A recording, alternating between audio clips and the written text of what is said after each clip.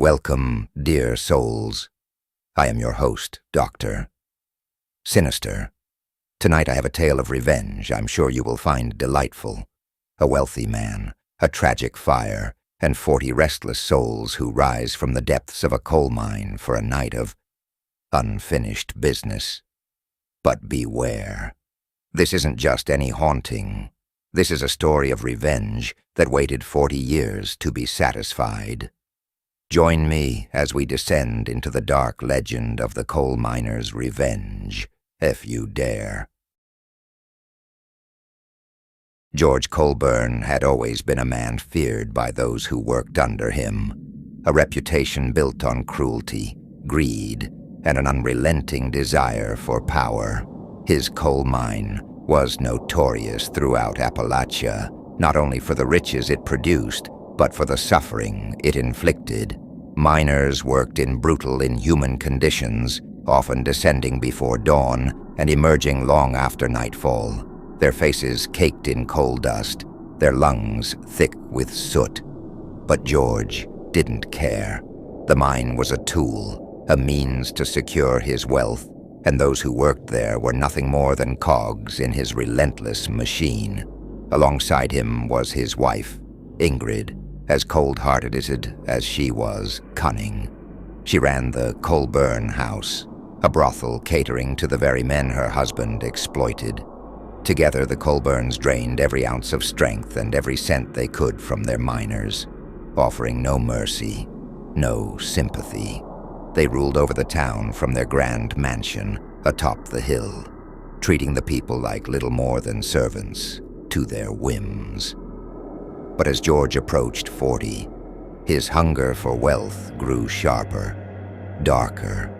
He became tired of managing the mine himself, tired of the endless responsibilities that kept him tethered to his empire.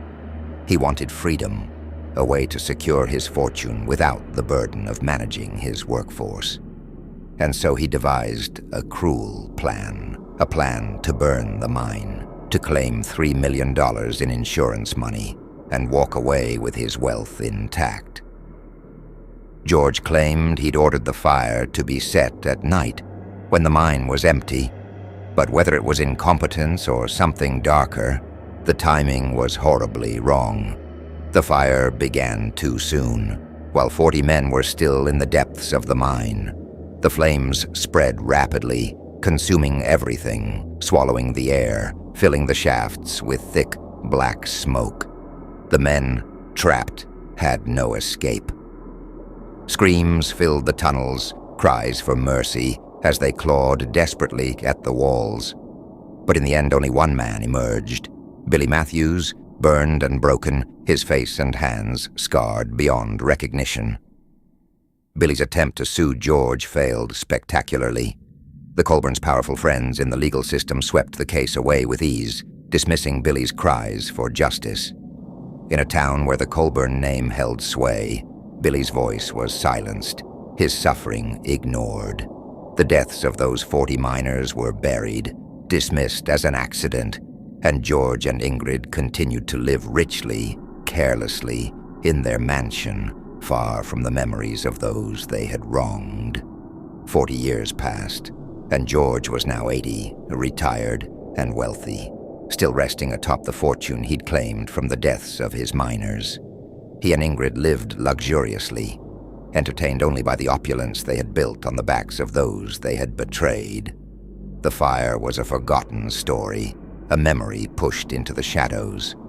But as the anniversary of that dark night approached, a strange feeling took hold of the Colburn estate. The air grew thick, heavy, as if filled with something unseen, something watchful. Shadows lengthened, and an unnatural chill seeped into the rooms. George dismissed it at first, blaming the drafty old mansion. But Ingrid felt it, too. A sense that they were not alone, that something old, something unspeakable, was drawing close.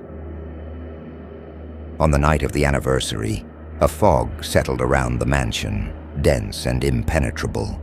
The clock struck midnight, and the house fell silent, an eerie hush filling every corner, every hallway. George, unable to sleep, sat in his study, nursing a glass of brandy. He felt the chill, a bone-deep cold that even the fire couldn't warm. Then he heard it, a faint, rhythmic sound, like the distant clang of metal on rock. It was a sound he hadn't heard in decades, a sound that took him back to the mines, to the echoing tunnels filled with sweat and desperation. "What in God's name?" he murmured, standing and peering into the darkened hallway. Ingrid joined him, her face pale, her eyes wide with fear. "George, do you hear that?" They made their way to the window, and as they looked out into the foggy night, their blood ran cold. Emerging from the mist were dozens of figures, moving slowly, steadily toward the house. They wore dirty, tattered miners' outfits, and their faces were obscured by a layer of soot. Their skin, where visible, was charred and twisted, bearing the unmistakable marks of the fire that had taken their lives. Each figure carried a pickaxe, and their mouths moved in silent, horrible groans, as though they were calling from beyond the grave. The fog swirled around them, and as the figures drew closer, George could see the faces beneath the soot. They were mangled, scarred, the faces of men who had suffered and died, their eyes hollow, yet filled with a terrible hunger. Those are, Ingrid stammered, her voice trembling. George stepped back, his face drained of color. "It's them," he whispered, barely able to speak. "The miners, they've come back." The figures kept coming, their forms shrouded in mist, their movements slow but relentless. Their groans grew louder, a chorus of pain and vengeance that sent shivers down George's spine. George's hands shook as he stumbled backward. I need my gun," he muttered, his voice cracking with terror. Leaving Ingrid frozen by the window, George scrambled to his study, fumbling as he pulled open the drawer. He grabbed his revolver, his hands trembling uncontrollably. His heart pounded as he loaded it, knowing in the deepest part of his soul that it might already be too late. Back at the window, Ingrid watched, paralyzed with fear, as the miners closed in on the mansion, their faces twisted with the horrors of the grave, their bodies mangled by the flames. And as their groans filled the night, the realization struck her. The dead had returned, and they had come to collect their due. George's hands shook as he loaded his revolver, each movement slower than the last, as the weight of fear settled upon him. Outside, the groans of the approaching miners grew louder, a dreadful chorus echoing through the stillness of the night. He could feel their rage, like a chill creeping up his spine, the undeniable realization that the dead had returned to make him pay. Yet he gritted his teeth, forcing his fear down. George Colburn wasn't one to cower, not even in the face of these restless, hateful spirits. He strode to the door, revolver clenched in his hand, Ingrid trailing behind him with wide, terrified eyes. "Don't go out there," she whispered, her voice trembling, but George, perhaps hoping to prove to himself that he still held some power, ignored her. "I'm not about to let a pack of shadows scare me off my own porch." He threw open the door and stepped out, gun raised. The fog lay thick over the lawn, and through it, the ghostly figures of the miners came into view, moving closer with each step. They wore torn, some soot-stained uniforms, their faces scarred and burned from the fire, their eyes hollow and unblinking. Each one clutched a pickaxe, and their groans formed a terrible, unnatural melody, a chorus of pain and vengeance that sent shivers down George's spine. Without hesitation, he fired. A gunshot split the night, and one of the miners staggered, its head snapping back. But as the smoke cleared, George saw the figure continue its slow, relentless approach, untouched by the bullet. He fired again and again, but the shots did nothing, passing through the miners as if they were nothing but smoke. Fear seized him, choking him, as he stumbled backward toward the door. His foot caught on the edge of the porch and he fell, his revolver clattering to the ground. In a panic, he crawled back up, his breath coming in short, ragged gasps. He reached for the door, but his hands fumbled against the knob, the combination of his older age and the sheer horror of the moment making him clumsy. "Ingrid," he gasped, clawing at the door. "Help me." Ingrid looked at him from inside, her face pale, her eyes darting from him to the figures creeping closer. She didn't hesitate as she locked the door, leaving George outside. His heart pounded with fury as he threw himself against the door, but Ingrid ignored his pleas, stepping away from the door with a detached calm. Maybe the miners just wanted George. Maybe they would let her live. The miners moved closer, their eyes fixed on him, their mouths twisted in sinister grins. George turned to face them, blood pounding in his ears as he stumbled backward, holding his arms up in a pitiful attempt to protect himself. "Please, please," he stammered, desperation seizing his voice. But the miners didn't hesitate.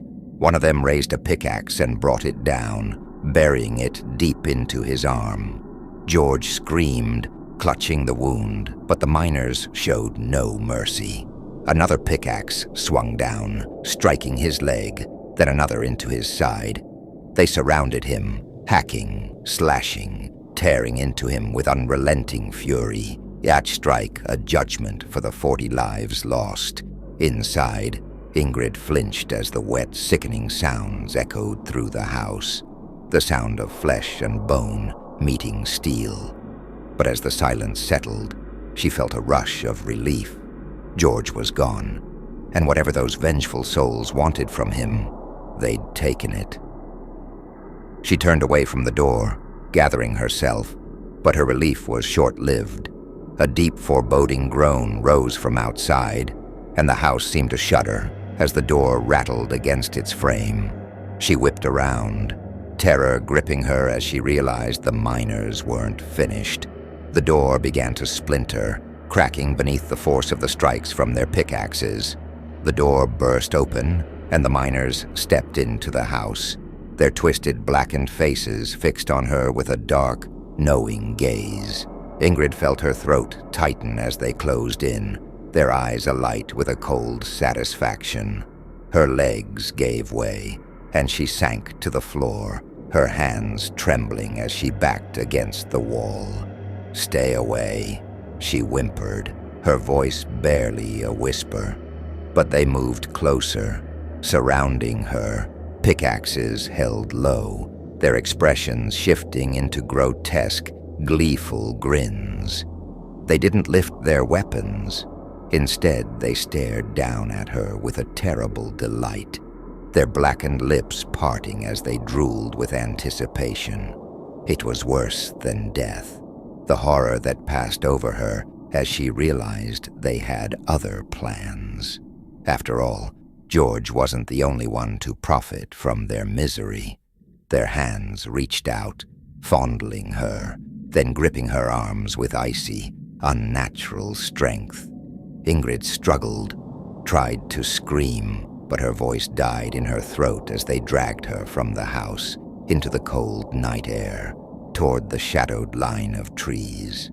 As she was pulled into the dark woods, she looked back one last time at the house, at the life she had clawed and schemed to build.